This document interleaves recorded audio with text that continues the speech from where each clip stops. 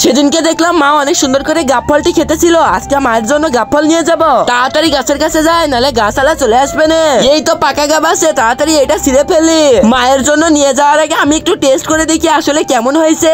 এই সাদা গাব গুলো অনেক ভালো লাগে খেতে। কি ব্যাপার গাছওয়ালা, এই ছেলে যা রে বাবা রে ভাগে। এইসব ছেলে পুলে নিয়ে হয় না, আবার দেখি ফেলে থুয়েও গেল।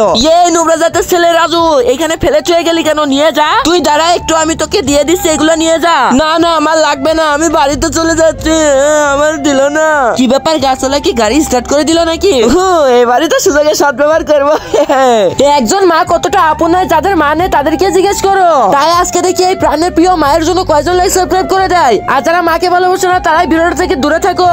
এই তো এখানে আগে থেকে চুরি করে রেখে দিয়েছিলাম, এই তো পেয়ে গেছি। কি ব্যাপার রাজু কোথা থেকে আসছে? মা দেখো কি নিয়ে এসেছে। এ তো দেখি গাব ফল, কিন্তু তুই কোথা থেকে পালি? তো সে আঙ্কেলের কাছ থেকে চুরি করে এনেছি। এই তুই ব্যাগটা ধর। কিন্তু কেন? কারণ হচ্ছে কারোর কাছ থেকে চুরি করা ভালো নয়, তাই তুমি গাছওয়ালাকে এখনই যাই ফেরত দিবে। ঠিক আছে মা। বন্ধুরা, মায়ের শিক্ষায় বড় শিক্ষা। আপনিও কি মায়ের কাছে এইভাবে বকা শুনেছেন কখনো? আর এরকম ভিডিও পেতে লাইক সাবস্ক্রাইব করুন।